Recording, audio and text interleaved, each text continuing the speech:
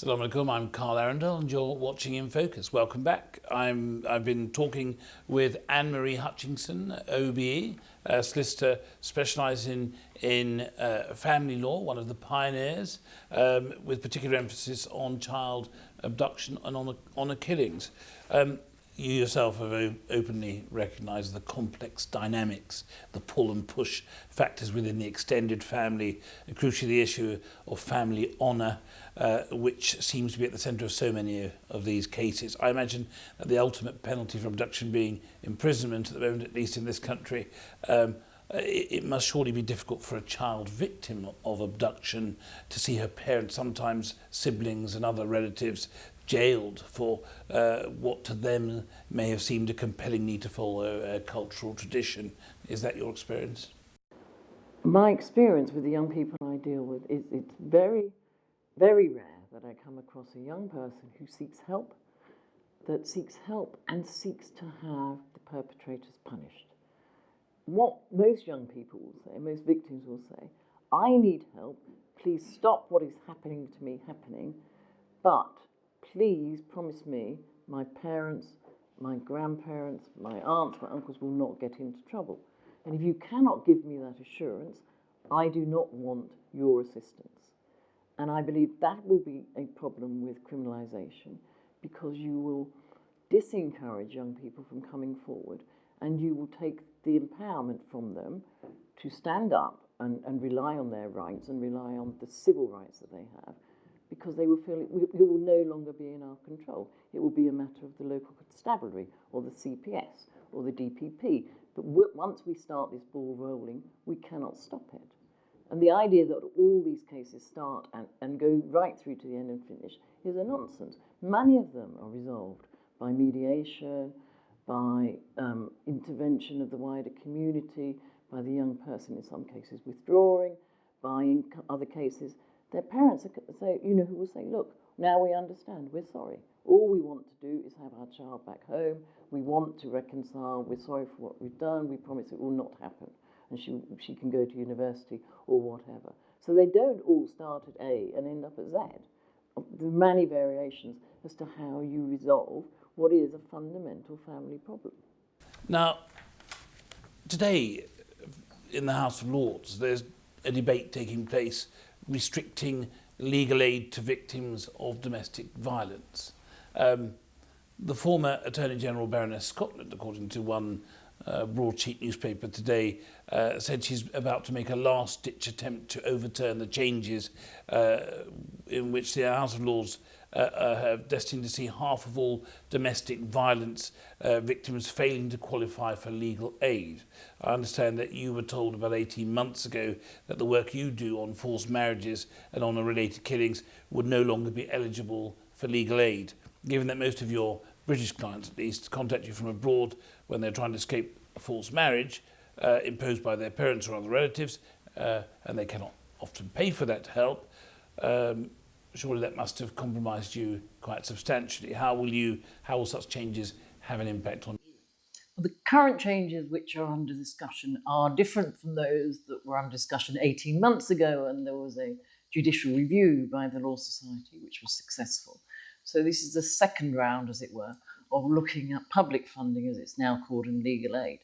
The problem with domestic violence victims, forced marriage victims, is that whilst they are specifically said they are ring-fenced and legal aid will be available and is available for people who complain of domestic violence or forced marriages, is that those issues, especially forced marriage, are not always automatically recognisable.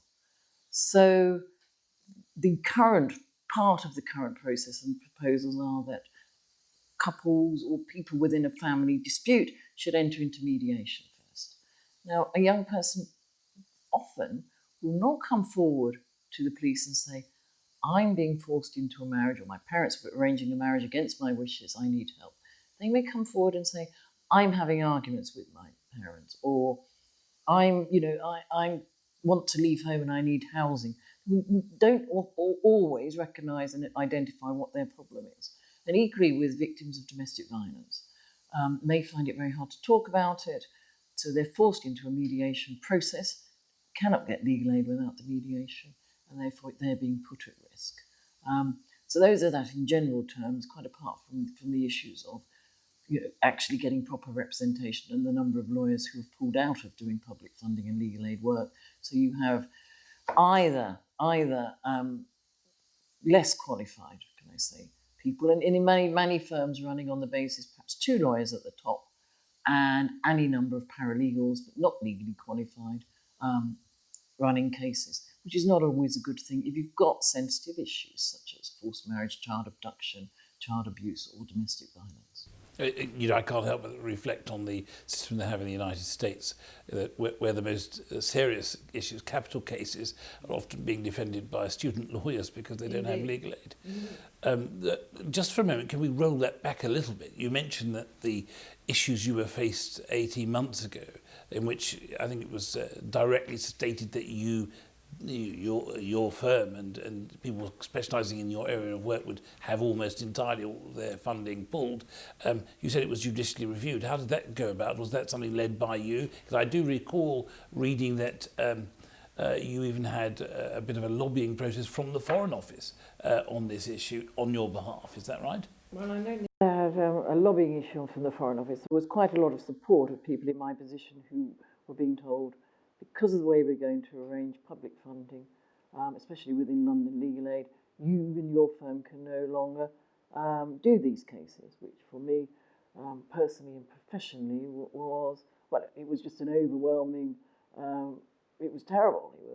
For 2 weeks I thought, well, I don't know, I'm going to have to move and go somewhere where they won't let me practice this area of work. But it was judicially reviewed, ultimately by the Law Society. But it was those marginalised, victim-based cases that were at the forefront of that judicial review, and I did give evidence within that process. We happen to be in the week this week which sees the celebration of the United Nations International Women's Day. That's on the 8th of March each year. Witness the commencement of an array of events occurring all over the world throughout this month to mark what's defined as the economic, political and social achievements of women. It also is meant to raise the profile of the phenomenal abuse and suffering incurred by women worldwide. Last week, the documentary film Saving Face, which deals with the shocking issue of female victims of acid attacks and the remarkable reconstructive surgery of Dr. Mohammed Javad, picked up an Oscar from the glamorous Los Angeles award ceremony after scooping the top award for the best short documentary. Now, for the last 4 years, Mr. Jawad has divided his time between London, where he works for the National Health Service, and the Indus Hospital in his hometown in Karachi, where he treats acid victims on a pro bono basis. His time in Pakistan has made, and this is I'm quoting from him, the role of women in Pakistani society, where he said, "Men consider it their right to treat women as property." In one case, which we discussed, I think, earlier, relating to the abduction of the 17-year-old Sikh girl, I think it was one of your cases, the Judge Singer stated in his 11-page summary, "While one must be sensitive to religious and cultural values, the English law requires the interest of the child to be regarded as a court's paramount consideration. To what degree do misplaced interpretations of religious provisions and backward, as some would say, cultural traditions play a role in overriding the interests of the child and other female victims?" In this country for a long time, these issues relating to not only forced marriage, but difficulties young people were having within their families, who were living within a very traditional family at home and probably a traditional community, and then in their outside life, whether it be at college or working, were living a different type of life. And it was always, when those came into conflict, often you would hear social workers say, "Oh, well, it's cultural. We can't really intervene because that's what they do." And one would say, "Well, what do you mean that's what they do? Normal people do not assault their young people within their family. It's not an appropriate response." And equally, that was a response to forced marriage. And one has to look and be respectful in the sense we need to be respectful of the causes of forced marriage, because unless we understand why it happens, we're never going to deal with it. And it often is an act almost of love. These parents do not love their children. They do. They see it as their duty. In many cases, they see them as protecting their young people or guiding them properly. They may see a young person as they see it behaving inappropriately, mixing outside of their community, I don't know, drinking, smoking, having relationships, which they say will in their later life will affect their life chances. In some cases doing drugs. These are young people who are living within our wider mainstream community. So we're not always talking about Little Miss or Little Mr. Perfects. These are young people who are causing grief to their families, perhaps being involved with the police, in juvenile court. But forced marriage or, severe physical abuse is an inappropriate reaction to those problems. And that's what we've got to get across. But nonetheless, one, of course, understands why a parent may feel some shame and may be embarrassed by their young person's behaviour.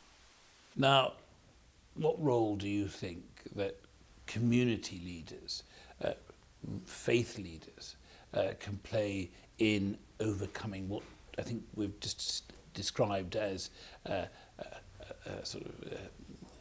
entranced tradition for many people, a genuinely warm intention of providing the best for children, but obviously living through traditions which are obviously against the basic human rights of the individual. What role can the community leaders, possibly faith leaders, play in this? Should they be working more closely with government? Faith leaders and community leaders have a huge role to play, and they have to take the lead. And even if it's uncomfortable and they're delivering a message that perhaps nobody wants to receive, they've got to keep delivering the message. In addition, they have to find other routes, because forced marriage and those issues are not just the only thing that's going on within that family relationship. So it's identifying other means of resolution. And I'm not talking about mediation or removing the young person's rights by another means, but whether it's parenting courses, accessing the mainstream facilities, making those mainstream facilities such as parenting courses, guidance, more appropriate to the community you are dealing with. Because there is no point in asking somebody from a particularly strict sect or religion and a set of rules to go into a mainstream parenting course, for example, guidance course, that has absolutely no relation to their day-to-day life or their centre of beliefs at all. That's pointless. So we have to replicate those mainstream facilities for our specific communities, but not as a means of continuing abuse of human rights, but ensuring those human rights are no longer abused. Up to this point, because we've had, it's not just the forced marriage protection orders, we've had a change in the age recognition for overseas marriage. There's been a raft of different measures that have been put in place to try and root out this as an issue. To what degree has there been consultation in these profound new measures? The increase of the age at which a spouse could be sponsored into this jurisdiction was, in my view, a classic knee-jerk reaction type statute. It used to be, when I started this area of work, that a child of 16 could be married and sponsor a spouse. I always thought that was something illogical about a child under 18 not being allowed to apply for their own passport, not being allowed to travel freely, perhaps not being able to go into a public house, a number of things, but they could sponsor a spouse and they could join the army, two illogical things. It was then put up to 18, which seemed to me probably the right place, but then, without consultation, put up to the age of 21, which was absolutely without any consultation. There was some consultation, but it was flawed, and the case was taken to the Supreme Court, and a number of charities, mostly women-based charities, Southall Black Sisters, the Henna Foundation, intervened within that process. I represented them in that intervention because they were addressing a breach of human rights with another breach of human rights. And we had a number of young people who had arranged choice marriages who could not live their proper family lives, bring in their spouses, have their children. So it was an inappropriate, in my view, reaction to the problem of forced marriage. It's been done in Sweden, Norway, and a number of other jurisdictions. But generally, an immigration response to a human rights problem is normally a bad response. And the result, well, of your High Court representation? Well, it was at the moment following. It's stayed. We're back to 18. I've no doubt whatsoever that this government will be looking at it again. They'll consult properly, and I anticipate that they are certainly minded to bring the rule back in, the immigration rule back in again, and put the age up to 21. Well, I gathered that it wasn't just people of the traditional Muslim or Hindu faiths from the Indian subcontinent.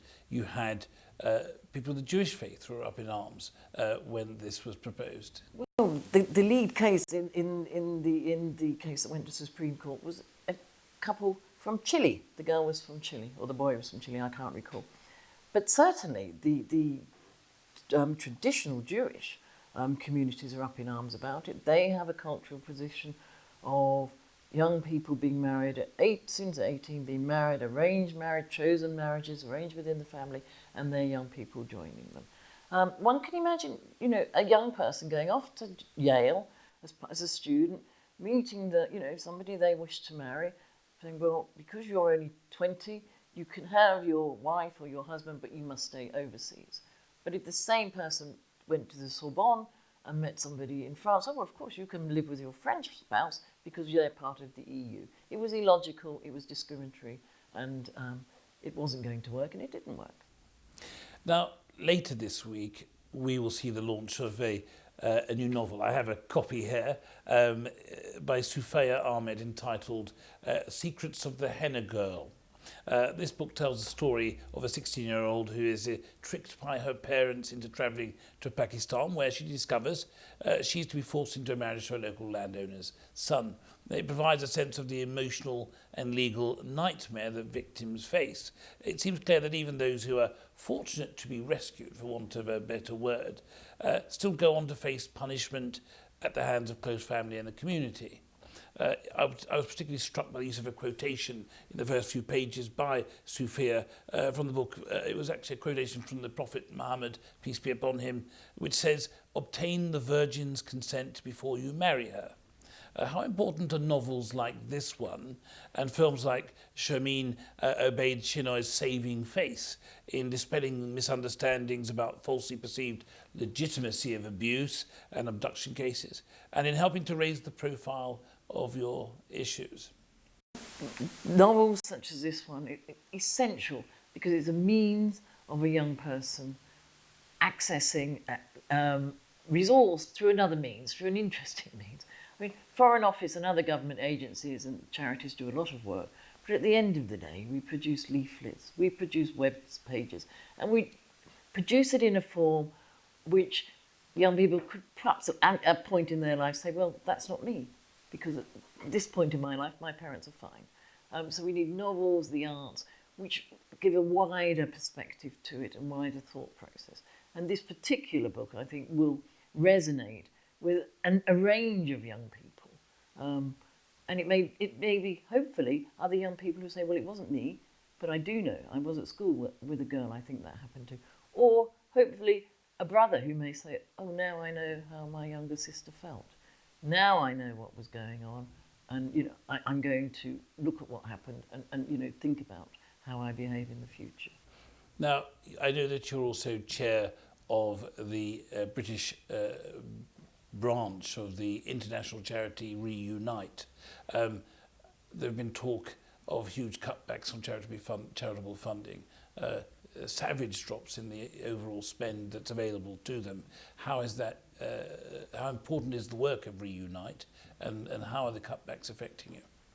Well, all NGOs and charities at the moment are waiting for the budget in March, and we know that's a new spending round. Most are reliant on some government funding for their core issues. And if that core funding is reduced, it means the resources we can expend are reduced. We may have to let staff go. Our advice line will not be manned 24 hours every day of the year as it is now, and we can't do the outreach. Ultimately, though, it will mean those that need help, if the government departments are not providing it, then and the voluntary sector isn't able to because it cannot afford to, there will be people again falling through the net, be they young people, old people, depending on their needs. And that's, big society is fine, but big society does need some support, and that does mean money. Now, Anne-Marie Hutchinson, I must say it's been an enlightening and uplifting conversation. Thank you so much for giving me your time and joining us on In Focus. Thank you very much. Thank you.